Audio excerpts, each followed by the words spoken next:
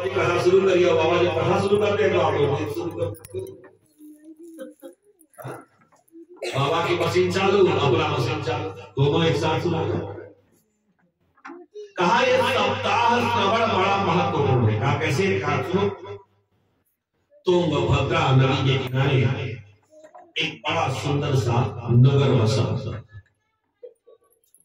उस नगर में बहुत सारे वर्ण के लोग रहते थे। तो उसी नगर में एक ब्राह्मण थे जिनका नाम था आत्मदेव।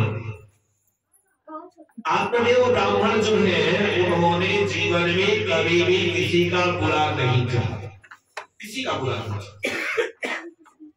पूजा पाठ करवाया करते थे, जो कुछ भी दान का मिल जाता था उसी से अपना गुजर बसर किया करते थे।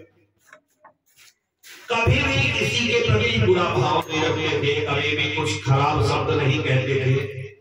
जहां तक हो सके दूसरे की सहायता करते थे।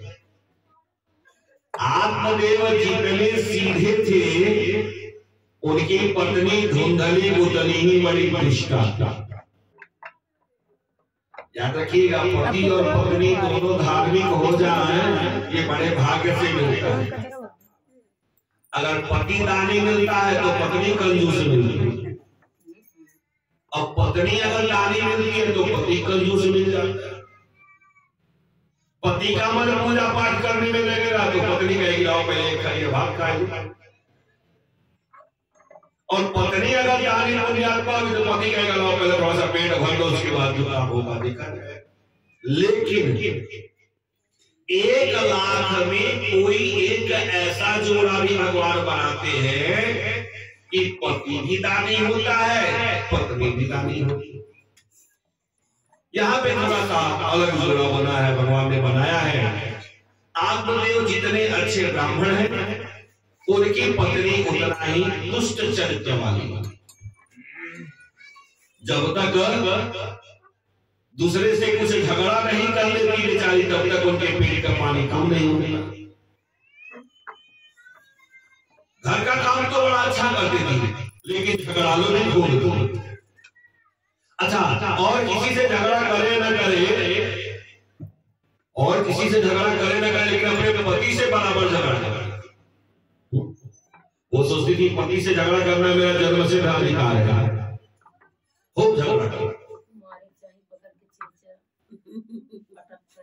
अब इसका परिणाम यह हुआ कि उनके घर में संतान हुई ही नहीं। भाई देखो, जिसकी पूजा करनी चाहिए उसका आप अपमान करोगे तो आपके घर में सुख कैसे रहेगा? जिसका पूजा करना चाहिए उसके प्रति अगर आपके मन में गलत भावना होगी, आप उससे अपशब्द कहोगे, झगड़ा करोगे, तो बताओ आपके बच्चे कैसे होंगे? अगर होंगे भी तो आपको सुख नहीं देंगे। अब काफी सारा प्रयत्न इन्होंने किया, दान भी किए, वस्त्र का दान किया, गाय का दान किया, सोने का दान किया, लेकिन एक घर में कोई संतान नहीं। एक बार की बात है, पंडित जी बड़े दुखी हुए। पंडित जी मन में विचार करने लगे, सोचने लगे मेरा जीवन ऐसे ही बीत जाए, क्या मेरे बाद मुझे कोई पानी देने वाला नहीं रहेगा? क्या मैं ऐसे ही संसार से चला जाऊंगा? क्योंकि संसार में अगर कोई आता है, अपने समान संतान को आपने प्रकट किया तो पितृ ऋण से आप मुक्त हो गए। अगर आपने संतान प्रकट नहीं किया तो आप पितृ ऋण से कभी मुक्त नहीं होंगे। तो क्या मेरा जीवन ऐसे ही बीत जाएगा? एक दिन बड़े उदास हुए, बड़े दुखी हुए, घर छोड़ के निकल गए वन में। गर्मी का समय था, आम का पेड़ एक है, उसी पेड़ के पास बैठ गए। सामने सरोवर है, पहले लोग तालाब वगैरह नहीं, बड़ा सुंदर पानी होता था, पी लिया, बैठ गए। अब सोने का प्रयत्न कर रहे हैं। एक बात याद रखिएगा, जहां निद्रा देवी कथा में आपकी परीक्षा लेती है, वही नींद सबको नहीं आती। जिसके मन में चिंता हो, जिसके मन में फिक्र हो, अब क्या होगा, कैसे करेंगे, उसको नींद आएगी। अब ब्राह्मण देवता, गर्मी का समय, बड़ी सुंदर हवा चल रही है, लेकिन नींद नहीं आ रही है, सोने का प्रयत्न करते हैं, फिर उठ के बैठ जाते हैं, जोर जोर से वो श्वास लेते हैं। संयोग से भगवान को दया आ गई और भगवान ने एक सन्यासी आए, गर्मी का समय है, सरोवर में पानी पिया और वही पेड़ के पास बैठ गए। तो देखिए यह नियम होता है कि हम आप केवल अपने लिए करते हैं, फिर मैं कह रहा हूं, लेकिन संत संसार के लिए जीता। सन्यासी ने देखा है आखिर बात क्या, ये ब्राह्मण देवता उठ के बैठ रहे हैं, फिर सो रहे हैं, फिर उठ के बैठ रहे हैं, फिर सो रहे हैं, तो पूछ लिया कथम रोदसी विप्रम काते चिंता गरीयसी बदतुम सतरम मह्यम स्वस्य दुःखस्य कारणम। महाराज काहे रो रहे हो? अगर उचित समझो तो हमें बता दो, हो सकता है मैं कुछ सहायता कर दूं। ब्राह्मण देवता ने जैसे सुना फपक के रोने लगे। बड़ा दुखी मन था ब्राह्मण देवता का। ब्राह्मण देवता कहते हैं महाराज मेरा तो जीवन ही बेकार हो, मैं करूं तो क्या करूं? उस जीवन को लाख लाख बार धिक्कार है जिसके घर में बच्चे ना हो। अच्छा घर कितना सुंदर आप बनवा लीजिए, आजकल देखिए वही हो रहा है। घर तो हम बड़ा सुंदर सुंदर बनवा रहे हैं, टाइल्स लगवा रहे हैं, सारा व्यवस्था करवा दिया, लेकिन घर में रहने वाले लोग ही नहीं, क्या करेंगे, कहां जाए? तो घर कितना भी सुंदर आप बनवा लीजिए, उसमें रहने वाले अगर लोग नहीं है, घर अगर बच्चों के किरदारी से नहीं गूंज रहा है, तो उस घर का क्या महत्व? कोई महत्व है? कहा महाराज, और जिस घर में अपनापन न हो, अगर घर में लोग हैं, चार लोग हैं और चारों अपना अपना घर बंद करके खा रहे हैं, तो उतना सुंदर घर का क्या मतलब है? तो ऐसे घर को धिक्कार है, और जिस कुल में संतति न हो, बच्चे न हो, उस घर को धिक्कार है। देखो तो मेरा कितना बड़ा दुर्भाग्य है, मैं गाय पालता हूं, वो हमें बछड़े नहीं देती, मैं जिस वृक्ष को लगाता हूं वो फल नहीं देता। मेरा कितना बड़ा दुर्भाग्य है, मैं समझ नहीं पाता क्या करूं, कहां जाऊं। जीवन का चौथापन आ गया, लेकिन मेरे यहां कोई संतान नहीं है। क्या मेरा जीवन ऐसे ही बीत जाएगा? सन्यासी ने कहा कौन सी दुनिया में पड़े हुए, जरा मुझे बताना। आज तक संतान से किसको सुख मिला है, जरा हमें बताना। आप एक बच्चे के लिए रो रहे हो, राजा सगर के पास 60,000 बच्चे थे, सुख मिला?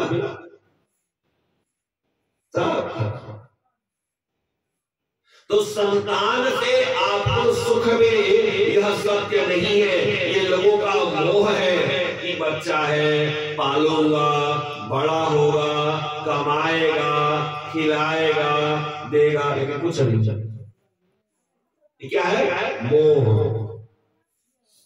बच्चे को पालने में आप अनेकों प्रकार के कर्म करते हैं। भाई अगर एक बित्ता जमीन ज्यादा ले ले तो बर्दाश्त तो नहीं होता है, उसके ऊपर केस कर देते हो, मारपीट कर लेते हो, सब छीन लेते हो, झगड़ा कर। और बेटा अगर लायक नहीं है तो सब उठा के बेच देगा, सब तो सब कुछ कर पाओ? आप एक बित्ता जमीन के लिए भाई से लड़ाई कर रहे हो, और वही बेटा बड़ा हो के आपका सब कुछ छीन लेता है, सब तो सब। मैं नहीं कहता, सन्यासी कहते हैं महाराज संसार में संतान से किसी को सुख नहीं मिलता। सुख कहां मिलता है? कहा भगवान की भक्ति। अगर भक्ति को अपना लिया तो आपको जीवन में कभी भी दुख नहीं होगा। इसलिए संतान का चक्कर छोड़ो और भगवान की भक्ति करो। ब्राह्मण कहते हैं महाराज बात तो ठीक है आपकी, लेकिन मैं मन नहीं मानता। अगर मेरे पास संतान होती तो शायद मैं आपकी बात पे अमल कर लेता, लेकिन अभी तो मुझे लग रहा है कि ये संतान थी। अच्छा मान लीजिए किसी को बहुत जोर से भूख लगी है, भूख लगी है और उसके सामने वो बढ़िया ढोलक ले दो और कहना शुरू करो हरे राम राम राम हरे हरे, हरे कृष्ण कृष्ण कृष्ण हरे हरे। अब उसको तो जोर से भूख लगी है, क्या करेगा? आप हमारे कृष्ण सुनेगा?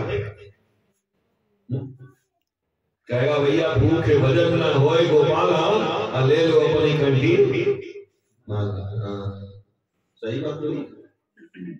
ये एक आधे की भूख की बात नहीं हो रही है। मान लो जैसे अभी आप भूखे हो तो आपका ध्यान भगवान में लगा है, कोई बात नहीं। लेकिन कोई 10-15 दिन का भूखा हो, उसको मतलब अन्न छोड़ो मिट्टी मिले वो भी खाएगा, ऐसी स्थिति है। और वहां पे आप हरे राम हरे कृष्ण करो तो सुने या भगवान का नाम, तो उसके लिए सबसे पहले जरूरत क्या है?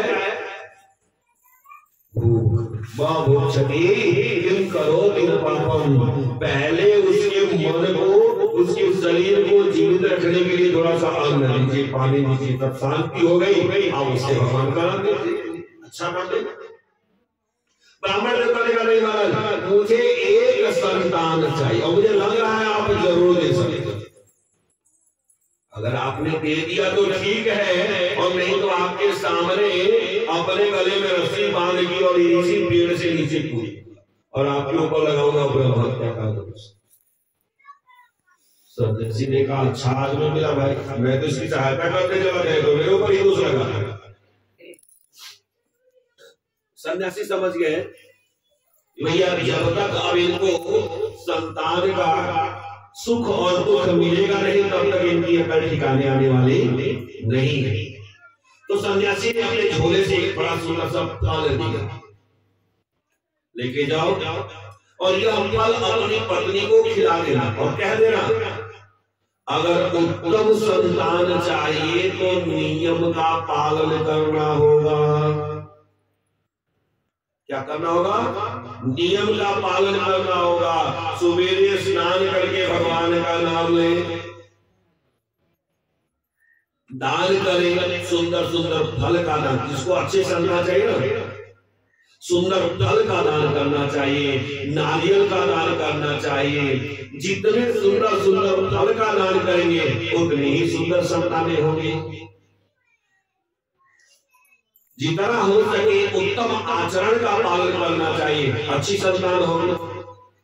ब्राह्मण देवता ने फल ले लिया, लेकर के घर चले तो आए, लेकिन घर पे जो पत्नी का स्वभाव जब जाना तो डर के नाते कुछ कहा ही नहीं, कहा देवी फल खा लेना, बड़ा सुंदर संतान होगा। अब कह दिया और कह के चले गए, खिलाया नहीं, दे दिया, खा लेना और चले गए। अब जैसे तो गले में फल को देखा संजूक से, गांव में कूटनी थी वो भी आ गई। जैसे लोग होते हैं वैसे साथ में पकड़ लेते हैं। अब उसने कहना शुरू किया बहन देखो तो मेरे पति को और कुछ काम नहीं होता, पता नहीं कहां से मुसीबत उठा के लेके चले आते हैं। अब अगर मैंने ये फल खा लिया तो मेरा उधर बढ़ जाएगा, मैं भोजन कैसे कर पाऊंगी? सवेरे सवेरे मुझे यार क्या ढेर सारा खाना खाने की। अब उधर बढ़ गया तो मैं भोजन नहीं कर पाऊंगा। उसके बाद कहीं डाकुओं ने आक्रमण कर दिया तो सब लोग तो भाग जाएंगे, लेकिन मैं तो चल ही नहीं पाऊंगी, तो मुझे तो पकड़ के मार डालेंगे। और तो और मान लो मैं सौरी में चली गई, प्रसूति गृह में चली गई और मेरी ननद रानी आ जाएगी तो वो तो मौके की तलाश में रहती है, चाबी लेंगी और जितना सामान होगा समेट लेके चली जाएगी। मेरा तो सब बेकार होता है।